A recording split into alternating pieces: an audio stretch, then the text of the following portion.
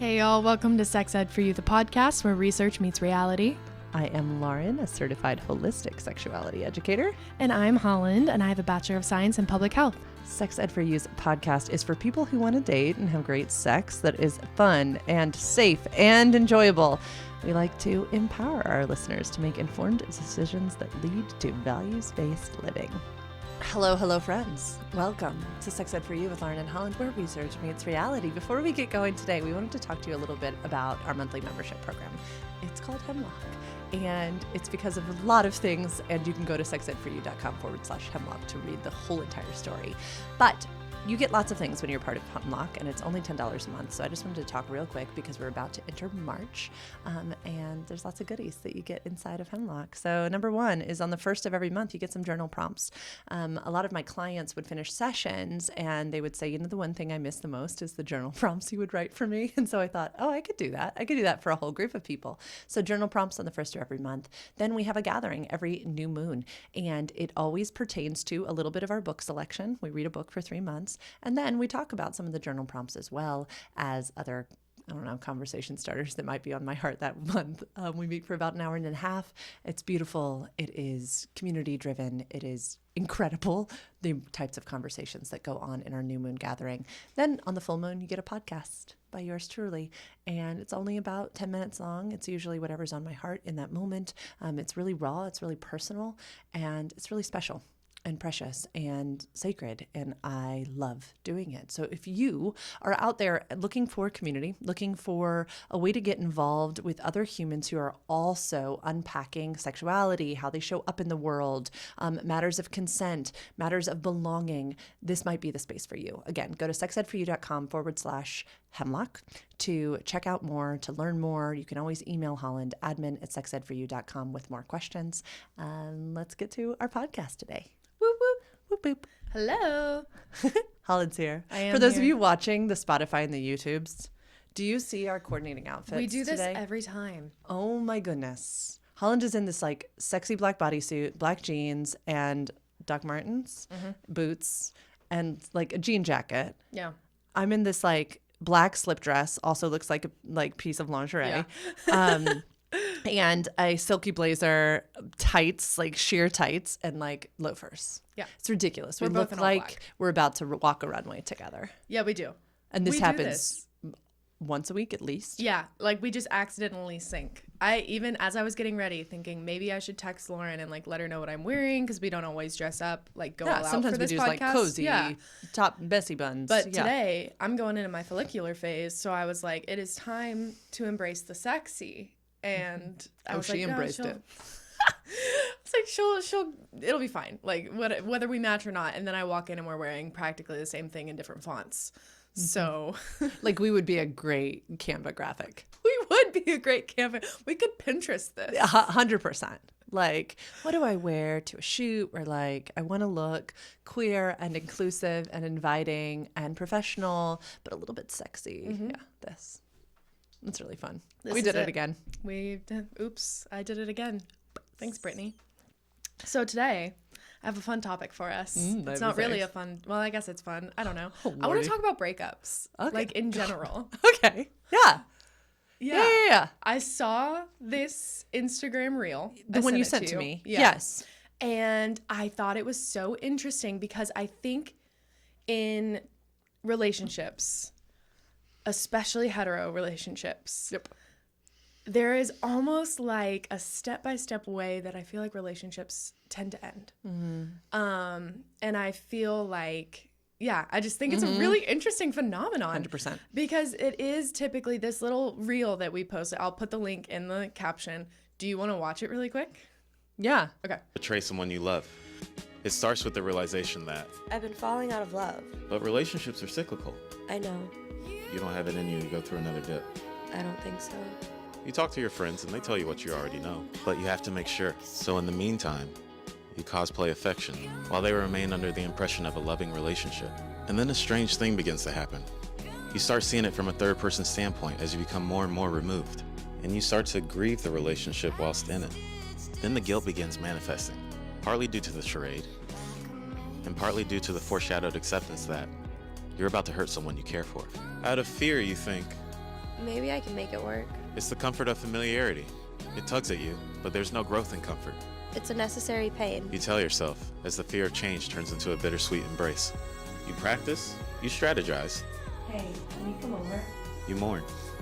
And then comes the moment when you become a villain in their eyes. I don't think I can do this anymore. And that's how to betray someone you love. Deep. So good. Yeah. You know what I love about this space that we get to work in is the nuanced ways in which many people can say the same thing different ways. And I love it with a love so deep that different individuals connect to different modalities of storytelling. And I'm so thankful for everybody who's in this space because we all need each other. And that's what I thought the first time I watched that, and it's what I thought the second time. Wow, what an incredible storyteller. What clear and concise communication that we all need. Yeah. And I would have said it a completely different way. And I love the way they said it. Yeah. I feel like it was very well told as like a story. Yes. It was very cinematic and it, yeah, you can just like feel it. I feel like everybody's been there, or at least a lot of people have. I know I for sure have. I think even and I think that we could expand this conversation, not just relationship breakups, friendship breakups too. I just finished a client session where we talked about this exact same thing, but it wasn't regarding partner. It was regarding a friendship that they knew needed to end. And they've been cosplaying friendship for months. That's so hard. It's so hard. And it's like, you're doing it. So hard.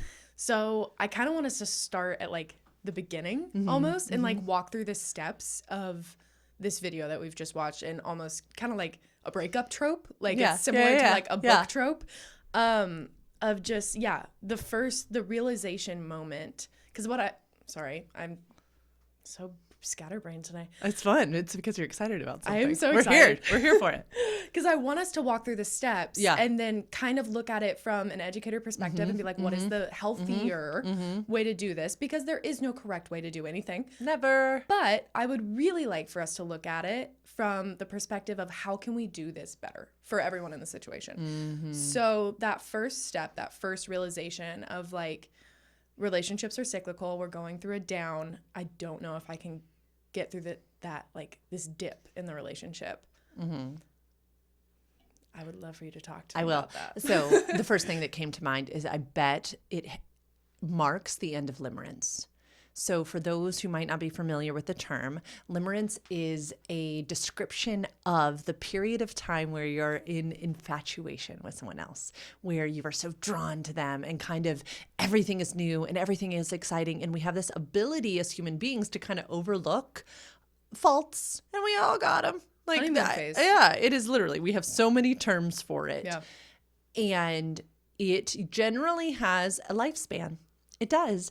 And research shows 1.5 to 2 years. But I would even say that in dating relationships, I see it end sooner even, which is beautiful. It's great. I think when we're in this like partnership, like, I don't know, tasting, sometimes it ends even more quickly. But there definitely is that marker, that first time where, they did the thing and you were like, hey, I don't like this thing. They were like, my bad. And then everybody, worked through it. And then maybe you're here again. And then maybe at that point you worked it through a little slightly differently, but then we're here again. Yes, relationships are cyclical. So is the cycle of abuse, though. And I think so many of us have watched or are feeling, right? We feel this cyclical loop. And like they said in the video so well, there's this moment where we're like, I don't know if I can keep doing this. And y'all, that is the purpose of dating. It's okay to come to that realization of, I don't really want to do this. It's not that I couldn't. It's that I don't want to. That's okay. See, but then from personal experience, we'll just go off what I've got. The second, maybe not the second, but as I have that realization, typically in a relationship, I take on the what can I fix? Yep. I am such a fixer. It is both my greatest ally and my worst trait all at once. But yeah, I tend to go into almost exactly what that video said of like, okay, well, just pretend it's not there and fix it. What can I do to make it better? Instead of that. But I also feel like that can be good. I don't know. 100%. And I want to give a shout out to so many of my clients who listen to this podcast who do the exact same thing. And I do think it is a superpower as well, right? It is why I hired you, is that you are creative and ingenuitive and can see a problem and be like, let's fix it. So I need most strong, powerful female clients that I have do this thing. And so I need to first affirm and like celebrate you and every other person who has told me in the last 2 weeks that they've done this to their detriment. And it's okay. It is okay. First step is noticing, right? Oh, I'm doing the thing. Okay. Because I don't think, you and I were just talking about self-reflection. I don't think that it is unhealthy to self-reflect and say, is how I am showing up the thing that's hurting this relationship? I think it's okay at first. It's when we're like, oh, no problem. I'll just become what you need instead. Hey, I'm pretty damn good at it, okay? So are so many people. They're so adaptable, and research shows that women are especially good at it because we've been doing it since the dawn of time to be chosen and be safe. It's survival mechanism, 100%. Yes. But y'all, there are no lions outside. Like, we're safe. Yeah. We're safe. And that might need to be the first step. I'm safe. I'm safe. I think there might be a little bit of already foreshadowing. I'm going to be the villain in someone else's story. And I know we're skipping ahead, but the fear of what response is going to come back to us. And so many of us have been yelled at by a man or experienced anger from a man. And so in het relationships, I think, we tell the story all the way through immediately. We're such good storytellers. So we're like, no, that's literally dangerous. And I think it also comes from this loving place of we don't want to hurt someone. Yeah. Especially for me, if it feels like they haven't done anything wrong. Like, Ooh, unpack that. What do you mean? It feels like they haven't done anything wrong. I am a self-proclaimed justifier of people that I love, like justifying their actions. I am very good at being like, well, this, that, and the other had happened that week. And on top of that too, I think it's hard. It has been hard for me in the past to go through with a breakup when I feel like there's not something that I can point to and say like, this is why. And instead it's just like this inner feeling of it's just over for me. That feels more hurtful to the person that I'm leaving. I don't really love that phrase that I'm leaving, but like it feels very hurtful, and it makes it more about the person themselves, I feel like. And that they will feel that my decision to leave is not just about an action that they have done, but about who they are as a person and just incompatibility in general. And that is much more deep and personal and yeah, just digs deeper than I think being able to point to something and say like, oh, well, you missed my birthday or something like that. And I'm going to flip it all on its head.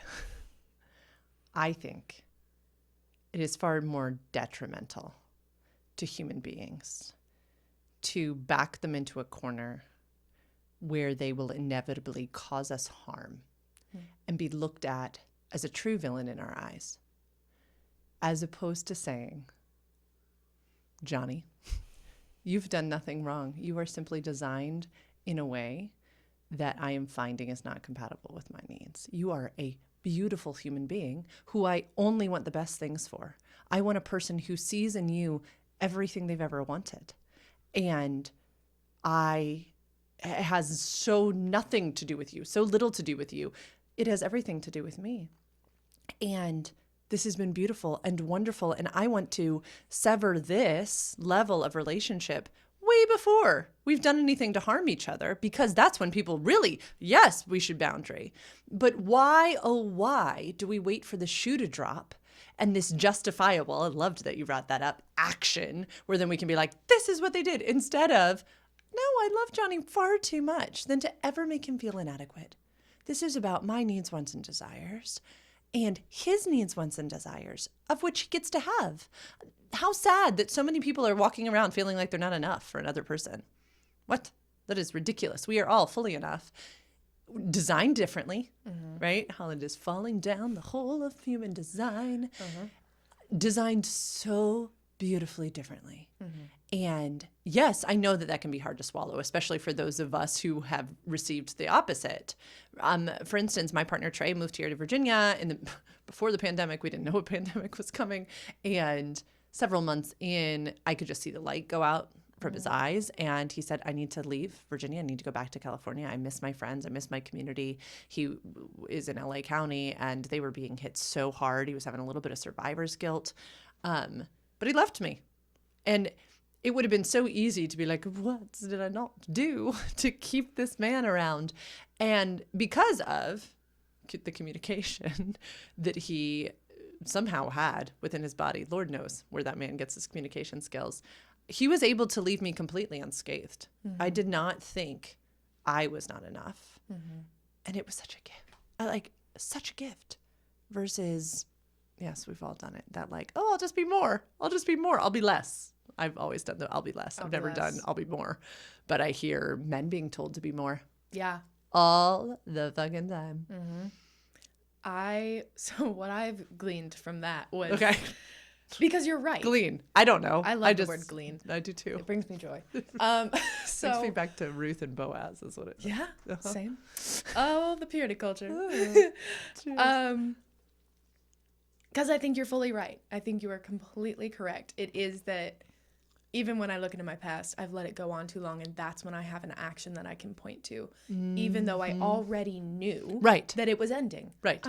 I have 100% done this. I am guilty of staying in a relationship too long because of fear of outcome and allowing it to become an action that I point to rather than myself. I can't turn the finger of no, it was you that did this, so we're gonna break up. It's so hard for me, or it was, I hope it isn't anymore, but to turn around the finger and say, oh no, I need something else. You need something else. Like, this is just not where I think for me it is hard and has been historically because it doesn't feel like the other person is seeing what I'm seeing.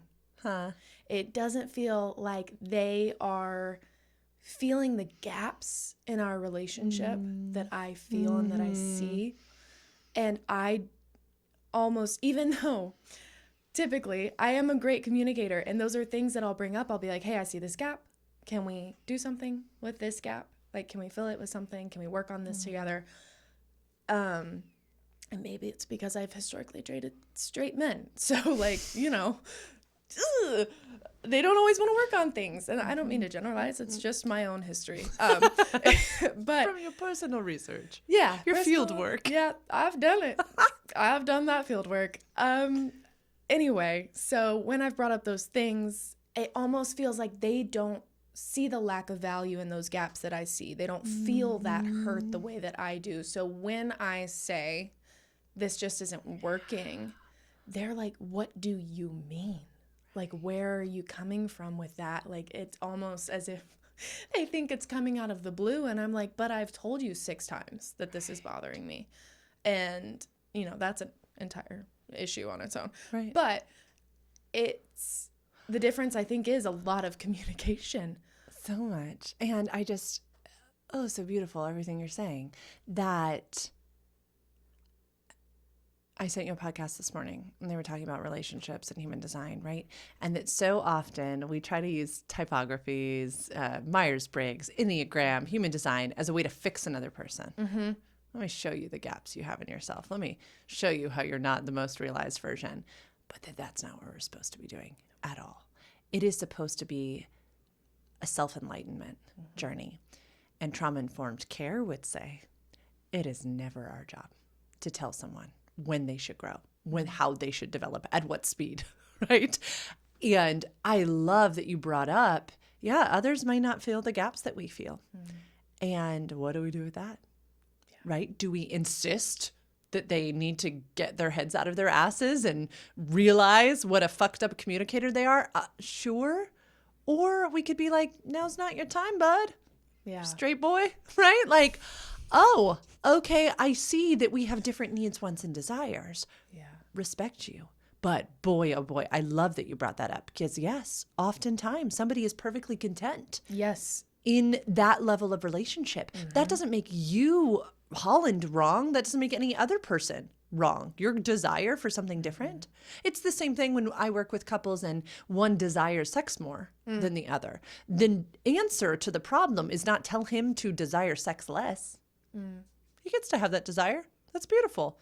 The answer is figure out what she wants Yeah. and teach her to voice those desires as much as he is. I never want a world where people feel like they have to want less. No. And so the same thing should go, right? That's why I think sex ed can heal the world, because you get to want more without somebody else feeling like they're broken.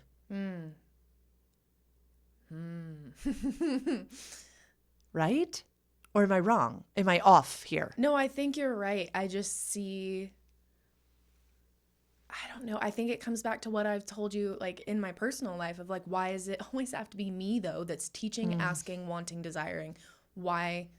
I mean, I'm sure there are other people that I could date that do want desire and, you know, self-actualization and that level of depth to relationship. But it's interesting to me that the person who feels the gaps is the one that has to take the charge to fill them. Or to remove themselves. Like there's just so much responsibility that falls on the head of that person in this situation. No, it will forever be the thing that breaks my heart most is that for every one of us who've survived trauma, we're the ones who have to do the trauma healing work. And for every one of us who has a need, want, or desire, we're going to have to be the one to communicate it. It's a tough pill to swallow, but I think it's just true. I can find no other way around it. Can you? No, I can't. I mean, I don't. That's why I've brought it up 17 times lately. I'm annoyed with it. Yeah, it's very annoying. Okay, so how do we rework? How do we massage that script of it's annoying, it's a burden? Because I think we've talked recently about kind of like our mothers' generations of women being the ones who carry this burden of dealing with the emotional load in the house, of dealing with the relational load in the house. How do we change the narrative so it's not, I'm not here for you having to play a role. I don't know. But how do we, it's like, but we do have responsibilities. So how can we finesse it? It's not that I want to like spin it. No, but like a perspective shift. You know, something's got to change because I see a lot of people saying the same thing as you. Well, I don't want to. Fuck just that. heavy, I'm a woman and I have to carry the mental load. It's like, okay, baby out with the bathwater is what we're doing. We are tossing everything out. No, I don't want women to have to do it. This whole thing, I'll bring it back. We always love a personal story. Trey and I had a really rough season, November, October. Yeah. I guess October through November. It was a very rough season. And I absolutely was taking on the relational lead because of my profession. And I think you said it. I think all my friends said it. I think everybody was said, why are you doing this? Okay. But I had to be the one to sit down and go, I won't do this anymore. I don't like it. I need you to find relational help. And I need you to meet me in the middle of this relational game because I can't do it. But I had to say the words. I had to. It's not Trey's job to like, he knows that usually I like that type of stuff. I love it. Whoa. I do this all day, every day. I love it. And I had hit fatigue. Yeah. And now he has a person. He's meeting with her this afternoon again. I mean, loves it. I still have to say the words. Not just gripe and moan and complain. Yeah. Okay. So bringing it forward in a way that is curious rather than blaming and almost being like, yeah, okay. So bringing it forward and saying, I in order to continue in this partnership, I need you to take control of this, of your own, depth and relational issues and whatever gap that I'm feeling. I'm seeing in my head our stick figure people that I draw. One person is asking themselves, what do I want? Mm-hmm. Okay, so I, in this video that we just watched, the person in the female body was noticing, this doesn't feel as good to me. I want something different. Whatever it might be. I want out. I want a change in our relationship, whatever it might be. So we notice, we trust it, we value it enough to communicate it. And when we say, this is what I want, this is my favorite second part of the question. Are you willing to provide that thing? Mm-hmm. Because the other person gets agency. Mm-hmm. And at that point, whomever we're in relationship with would be free to say, I actually don't see those gaps. I think things are really fine. No, I'm not really interested in going to therapy right now. I feel like this is really good for me. Then that's the response that comes back to us. That's loving. That's fine. That's full of agency and autonomy. We get to say, no big deal. I'm looking for someone who's really interested in doing that type of work. I support you and your agency. I am going to remove myself out of this situation now. Yeah. But boy, oh boy, is that hard. Like, that sounds so nice and tidy. Yeah. It's not easy. The second question is always the part where I get caught up because it's like, it feels so nice to like ask that question and know that their response is going to be very telling. So telling. Like the response, I think we all get in our heads about people's responses to our prompting of I want this or I need this. It's why will you provide it? Majority of people don't communicate. Yes. Is they're afraid of the response. I'm afraid of the response. But then I've almost taken so much joy in taking myself out of my own head in that situation and looking at it from this beautiful stick figure that you have. I'll put it on the screen for you guys. Because then you can look at it and say, well, if they aren't willing to provide that, then why? Like, it's not going to work. No. I'm not going to get what I want. Whatever I am getting out of this relationship is not fulfilling enough for me. And I can find better. Or I can do that for myself. Or I can find that in my friends. Or I can find that in therapy with a community. I can, join Hemlock. Yes. Like, there are other ways to do and find things like that. And it's just really hard to look at the question from like a third person point of view. You said something a couple seconds ago. You said, I can do better. I want to throw out there, I can do differently. Ooh, I like that. I think we have a tendency in this culture, in this dating culture, to vilify people we break up with. What if, call me crazy, there's nothing wrong with them. We just need something different. I think that we all develop at different speeds. We all are able to, tackle one piece of our childhood trauma at different paces. Who am I to say that it is someone's time, right? I could see you are such a potential seer too. So am I. It's like, oh my God, you could be so amazing. That's a gift. It's a beautiful gift, but it is not a beautiful gift for us to tell people the pace at which they should heal. No. But it can be really fucking annoying to be able to see that in someone and be like, why won't you just do it? Right. Like, it can be really frustrating. But it can also land you a really cool job halfway across the country and, move there. So pros and cons. And isn't that such a good example of how the stick figures can be used in bigger contexts, right? It's not, this is why we think that sex education is truly mind-blowing, because yes, these conversations, I'm noticing that I want this thing, are you willing to provide it, can be used in partnership, 100%. They can also be used in the workforce. 1000%. They can be used to negotiate higher salaries. They can be used to negotiate new positions. They can be used to negotiate moves across the country. They can be used in friendships. Yeah. And it's interesting, in sex school we had to take professional communication skills, and one of the things they would teach us in those spaces was to always lead with an I feel such and such when you such and such. I feel like this modality of saying I am noticing in my body this thing, Are you willing to provide it? The reason I haven't communicated this earlier is because of present one's own hang up. That's fine. This is all about us. It is not so much about the other person that we're casually dating. True. Go back to, because you've told me that you've done this before, and then I've 100% had clients tell me the same thing. In the video, they say that then you kind of go into the cycle of pretending inside of a relationship, of like really, it's almost like going into a laboratory and like testing it out. Is this really as bad as I think it is? Talking with friends, putting yourself in it. Have you done this before? Why did you do it when you've done it? I'm trying to think of what it looked like and why I did it. To be honest, I don't think I've really analyzed it all that much. This is the time. This is it. Welcome. I think I was just so afraid of losing the good that I knew that I had. I am perpetually, and this is part of my human design, looking for better.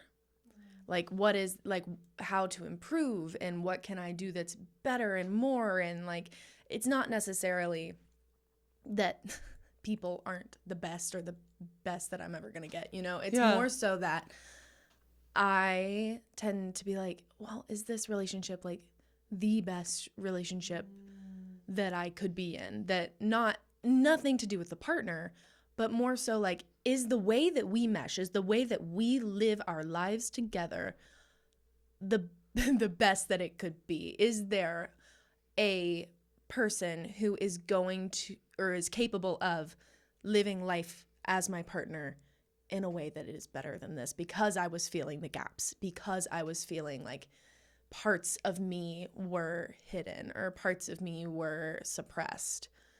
So I was just so curious about is there more?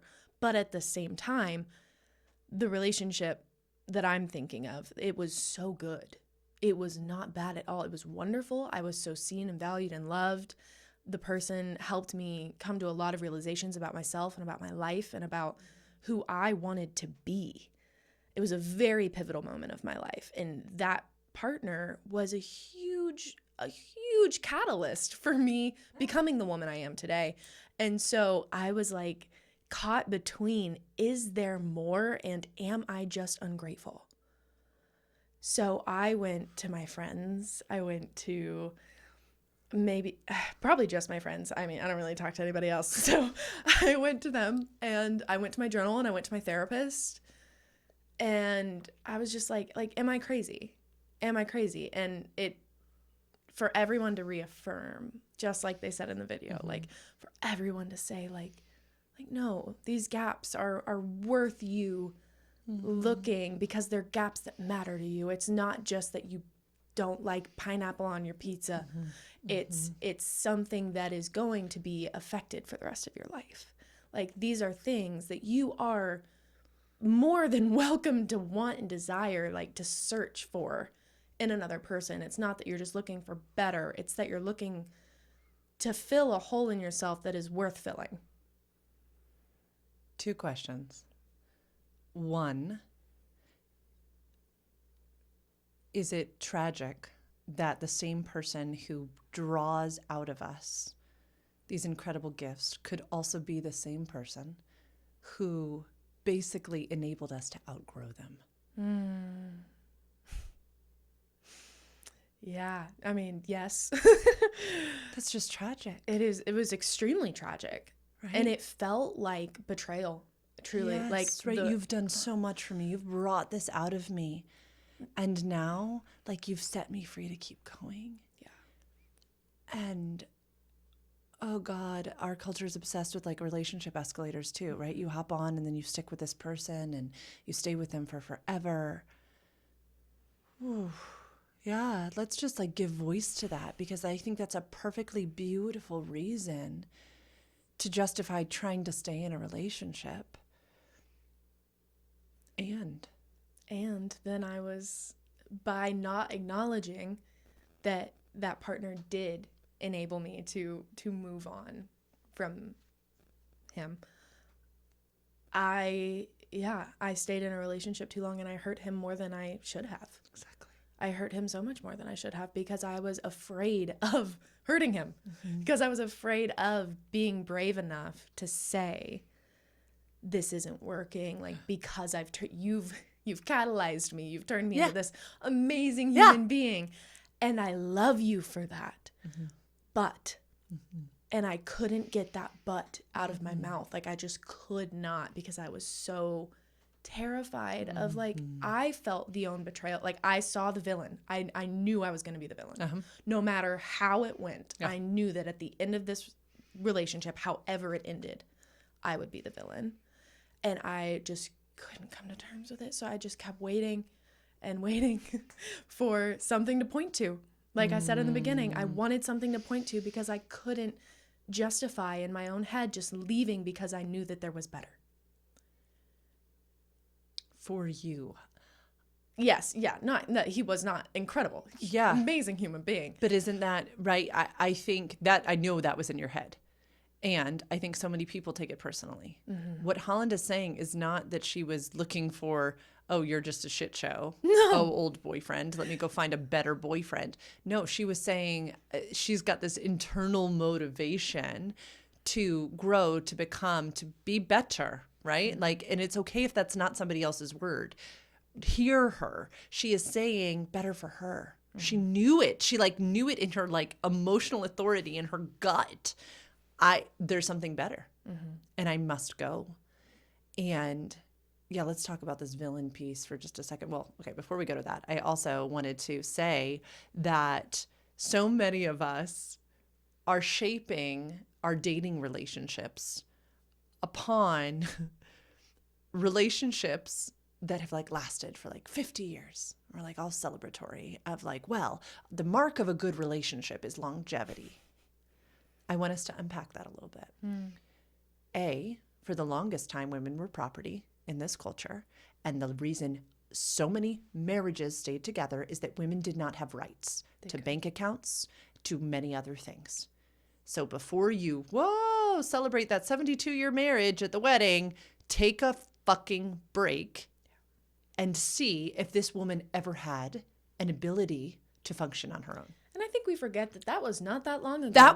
That's what I'm saying. These people are still alive. Yes. Okay. They are still in marriages that began when they didn't have a right to have a bank account. So we just should unpack that for a hot second. Yeah. Then we should consider, wait a second, when did these people get into their relationships? Because also simultaneously happening in that type of dating culture was, and you and I have talked about this before, the women who didn't go steady with a guy until, I don't know, he showed himself as true. They dated tons of people.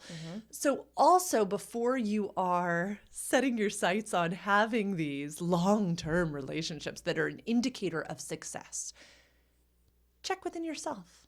Maybe these people who you're idolizing also dated a lot of different people first and saw what they really needed in relationship before they chose a long-term partnership. Then also, maybe, this could be a whole topic for another day, deconstruct what a successful partnership is to you. Is it long-term? Or is it a mutual building and supporting of each other for a season?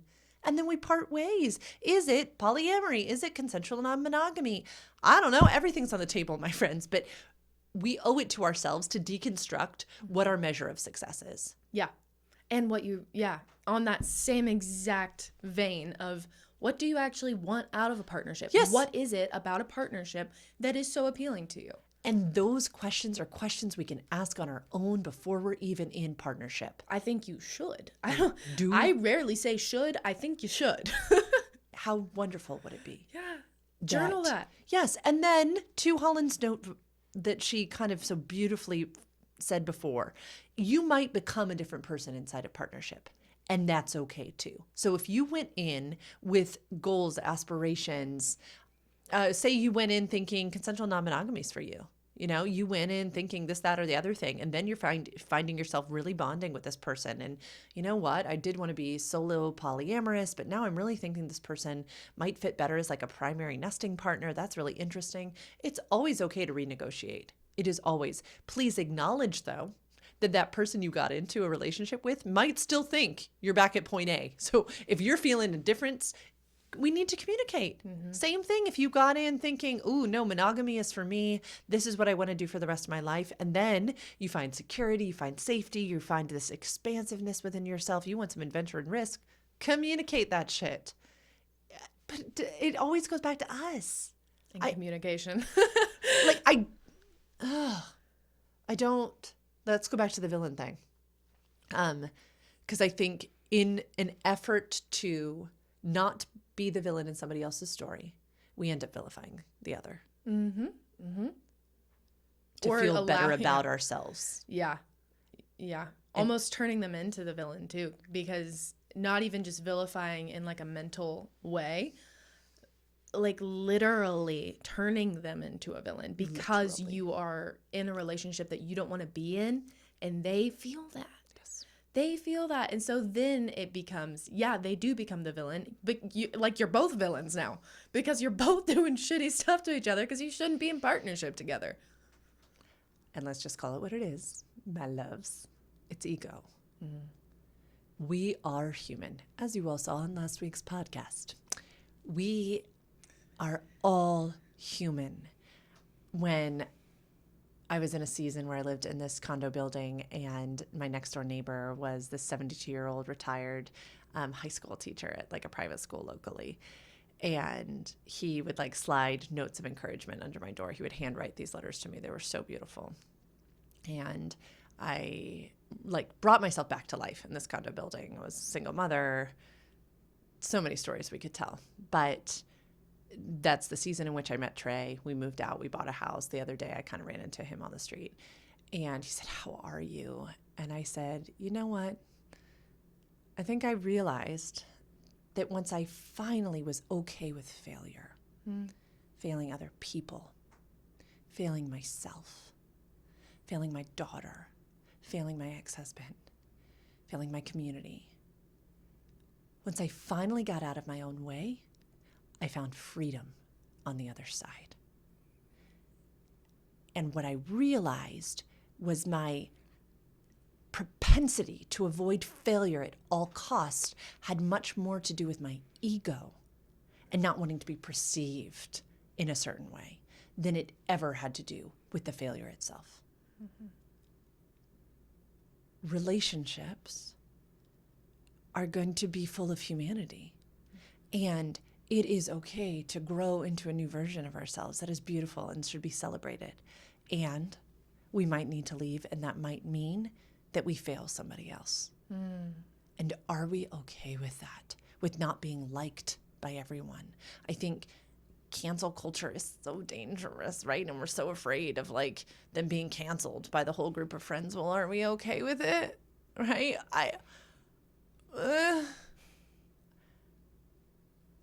Yeah. It's not easy to sit with, but boy, is it freeing. If we are less obsessed with somebody's response to us, far more protective of our agency and their agency, being okay to be a villain. There's so much freedom. There's so much choice. There's so much celebration.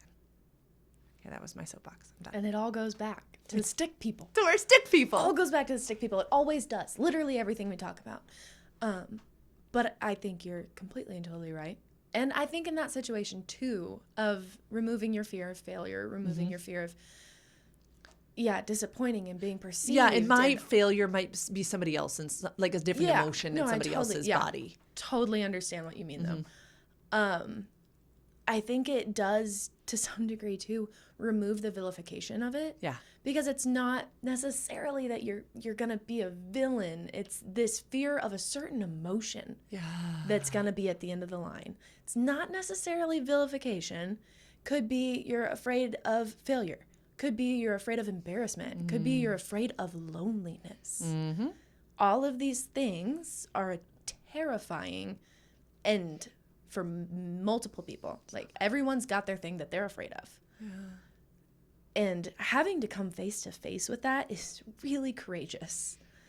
But you have to take these steps of communication to get there and like have that courage and that bravery within you to be able to face it.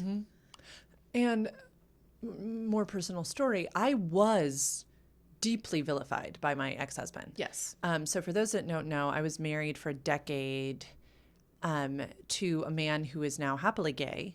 But during our entire marriage, that was completely repressed. His entire life that had been repressed. Hit us up for some research on that. We've got it. It's a normal thing. And when he was suppressing all of this, other truly toxic traits like alcoholism and verbal abuse and psychological abuse and mental abuse and financial abuse and all these things showcased themselves. And I lived in that for a very, very, very long time. When I finally decided that I couldn't do it anymore, when that dip hit 10 years in, I removed myself from the marriage. But again, I couldn't say I'm not getting married because, I don't want to be married anymore because you're gay. I couldn't say that. I did say, I don't want to be controlled like this anymore. I want freedom.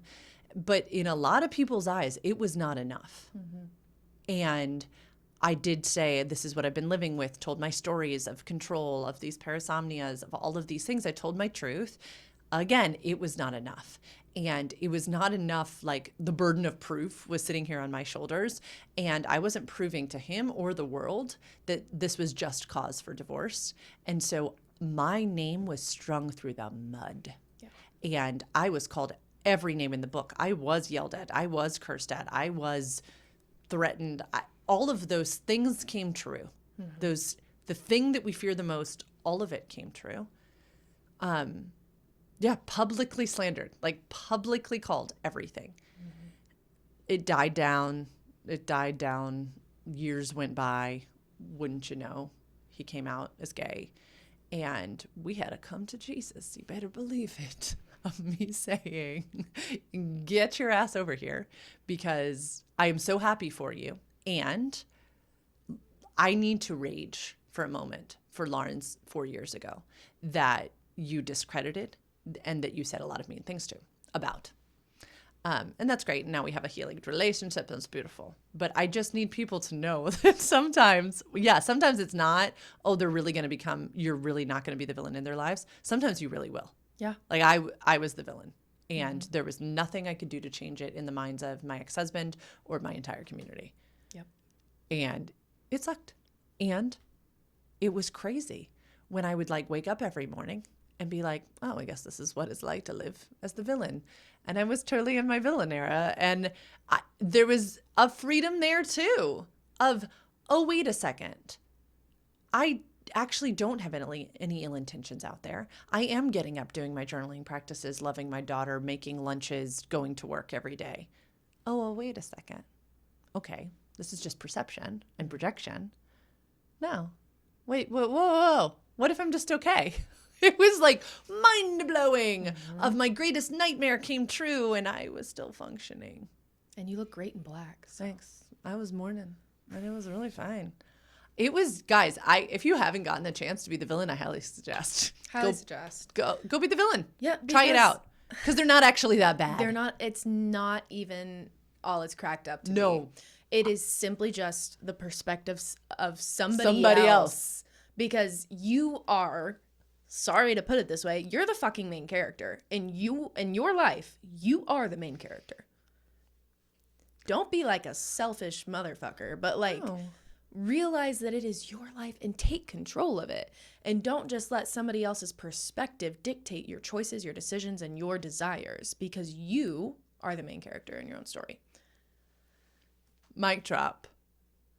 Isn't it interesting, too, that if we were to choose to be the villain in somebody else's story, and then deep in our own hearts, nope, I'm going to get up, I'm going to do my journaling practice, I'm going to work, I'm going to love those around me, I'm just going to be me, I'm going to be self-contained.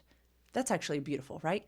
The opposite of refusing to speak truth is eventually going to become this weird self-fulfilling prophecy where then we actually do harm another person. We actually are that bitch. Throwing mean words out of our mouths, calling somebody a less than, and needing to make somebody else small so that we can be big. Those are not good things. I don't suggest. That's mean. Those are true things that a villain would say because they are insecure. We need to watch it. We will do that. But you do that when you're not in your power. You really do that think when you so. haven't embraced who you are. Yes. You are doing that, not you, but people do that out of insecurity and fear and a myriad of ugly emotions that are festering and not being treated and attended to. On that exact point, that same marriage, my sweet ex-husband would say constantly inside of our marriage, I will never be enough for you. Because I was giving him all these things he should do to close the gap. Loved your analogy. And they, now we know, they were never going to be enough. No. And so I made him feel so small. Were there absolutely abusive, blah, blah, blah. Yes, I just should have left and been that villain. Just taking care of self. Being like, buddy, you have got some things to work through. Your work, my work, our work. I had no pressure on you. My mom's death must have triggered you in some way that I can't understand. Bye. I'm going to go annul our marriage. It was bad like days after. Yeah. Horrifyingly bad.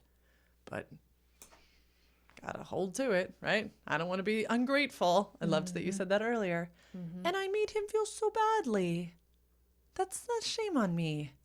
But I didn't know better, but shame on me. Two-way street. Yeah. 100%. Instead of actually being the villain, choosing me, saying, hey, I love you enough to say, this cannot go on. This is not This is gonna work. really bad. Yeah. And wouldn't you know, now he's living his best life and thriving. That's the coolest part, is that when we can shake up, be the main character. What did you say? Main character? Yeah, main character. Main character in our story, and start to get really creative with imagining different endings. Yeah. It's really fun. It is very fun. Highly recommend it. Like, whoa, wait a second. What if I broke up with this guy? There's a great Moth Radio Hour story. I'll link it in here. A woman was in her 50s and traveling in Europe, and her kids were already grown. She had gotten married really young, had babies, gotten divorced, now traveling in Europe. Met this 25-year-old who was just like enamored with her. They had just like this passionate love affair. And then one day they were somewhere, and I mean, they were going all over Europe together. He saw some children and said something, children of my own. And it just hit her that, oh, yeah, he was probably going to want children. And so she said, do you want children? And he was like, of course I want children. And right, that was the moment. That was her moment where she knew, but did the exact same thing as in this video that we watched, tried to make it happen, would break up, would get back together, would be like, we're each other's one true love, yada, yada. She runs into this woman who's like a food editor, who's got this like gorgeous red hair. This is important to the story later on. And this woman is enamored by her and goes, oh my goodness, like this could be the next partner for this man. She introduces them. She like makes it happen. Then she feigns to have a phone call and says, I'm going to let you guys be. I'm going to go now. And she leaves. They both start texting her like, when you're done with the call, like come back. She blocks both of their numbers. Oh. Whether or not this is the way one would want to do the story or not is up to you. But she ends it. She changes her phone number. At that moment, she moves away. She goes away. She's like, no, like, I've got to be done. I have passed him off to a loving, wonderful person that she had cultivated. Wow. She like knew this was a good woman. Okay. So she just like disappears. She ghosts in every word of ghosts. Okay. Wow. She years later, comes back to the same area, looks him up on, I'm guessing, social media, finds where he's going to be and where she's going to be. The woman, I guess, is now an artist. They're having an art gallery opening.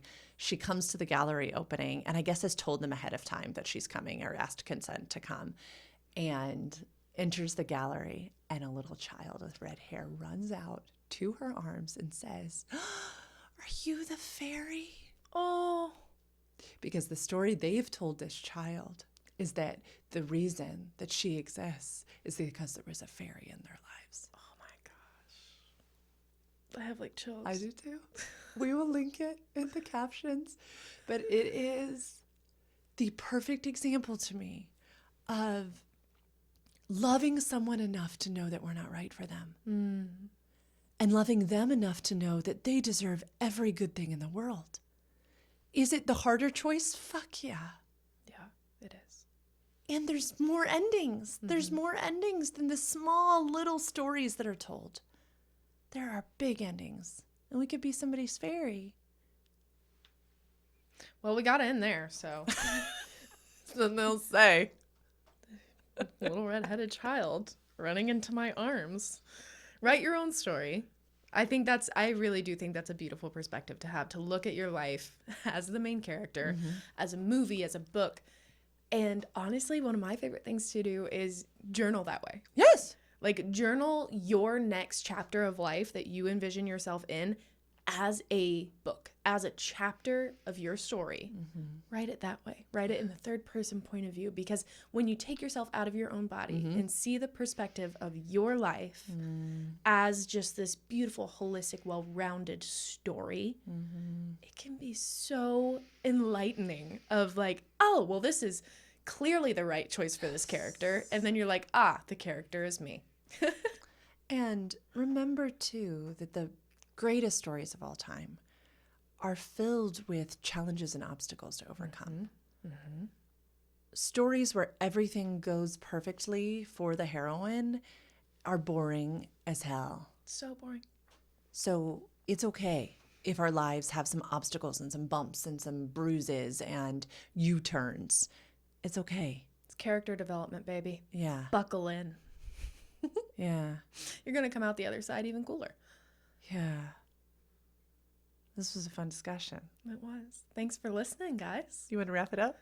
Sure. Because I started us off. You wrap us up. Okay. Well, this was Sex Ed for You, where research meets reality with Lauren and Holland. If you would like to book a free consult with Lauren, go to sexedforyou.com/free consult. These are our opinions and our lived experiences. And if you love it, great. If you don't take it. You don't have to listen to us, but if you find research that you want us to read, or if you disagree, feel free to reach out via email, admin@sexedforyou.com. And if you would like to join Hemlock, then go to sexedforyou.com/Hemlock. We love you guys. Thanks for supporting us. And I hope you got to enjoy our sexy outfits today. I feel like I didn't disrobe. Ooh, disrobe, baby. Disrobe. You're welcome, video audience. We'll see you next week. Bye-bye.